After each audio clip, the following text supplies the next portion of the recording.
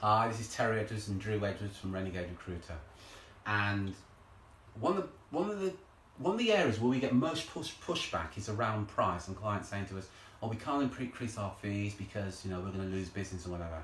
And it's a subject that comes up quite often, isn't it? So we thought today we'd look at that and just share some things with you that will kind of debunk that myth about clients buying on price. The fact is, there are three types of buyers. The first type of buyer is what we call a transactional type buyer. You may well have clients like these. It's purely on the transaction. Here's a typical transactional buyer. If you offer to do your recruitment or search at, let's say, 20%, and I come along and offer to do it at 19.5%, I'm going to get the business. However, if Drew then comes along and offers to do it for 19%, Drew's going to get the business. The transactional buyer buys on price and price alone. They have no respect for what you do. They don't value what they do. All they want is a lowest fee. You can spot them from 50 paces. One of the first things they're going to say to you is, "So what's your fees? What's your fees?" Before you can even get an opportunity to understand what their needs are. And quite frankly, that's a ridiculous question, because it doesn't matter what your fees are unless you know you can actually serve their needs. So it's a pointless question. Now here's the good news. 20% of your market are transactional buyers. Now the reason that's good news, because it means that the other 80% are not transactional buyers. And all your marketing, all your client attraction should be to repel the transactional buyer. You should do everything in your power. Some real simple things you can do on your website to repel the transactional buyers. You make it crystal clear.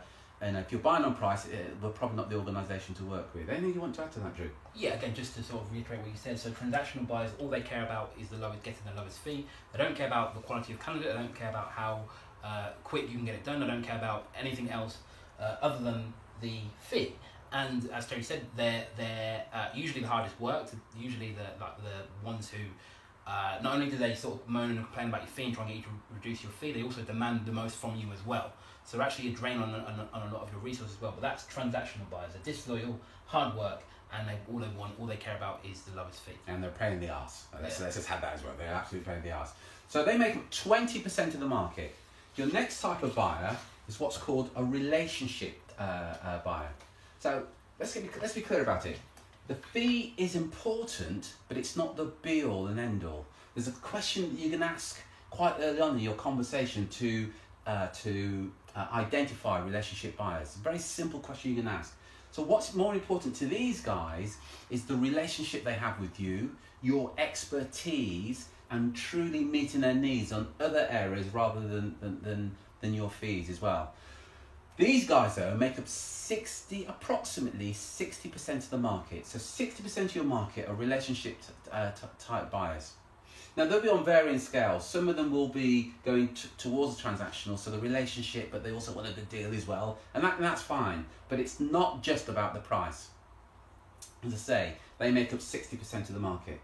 Anything to add to that, Drew? And again, as you said, Terry, the fee is important to them, but they care more about the relationship than they do the price. And again, we probably fall into each of these categories probably at different times. So most times we're going to fall into relationship categories. So we probably all got friends who have a business or have a service who we prefer to buy from them over somebody else, even if the other person is better. Just because they're our friends and we've got that relationship with them, we would always use them without even looking at anyone else. So these people are extremely loyal, and they care more about the relationship they have with you than they do about the fee. So even if someone comes along and offers them a lower fee, because they have that relationship with you, they'll always stick with you. Yeah. So that's the second group. So just to recap, transactional, purely on price, 20% of the market. Relationship buyers, about 60% of the market. But there's another group that unfortunately many recruiters don't target and very rarely talk to, and they're called premium buyers.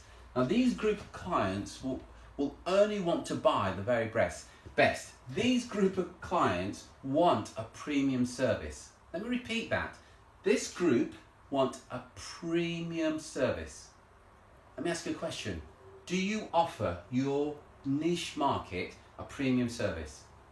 Because if you're not, you're missing out, because these guys make up about 20% of the market.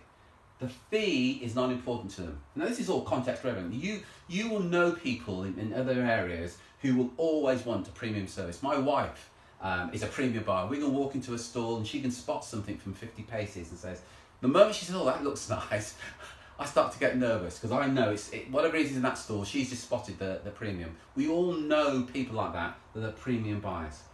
Price is the last thing on their list. If you think about designer goods, they obviously target the premium buyer. Sorry, you were going to say I was going to say, just to sort of contradict what you're saying, I wouldn't say price is the last thing on their list, but what I would say is that actually the more expensive something is, the more likely they are to buy it.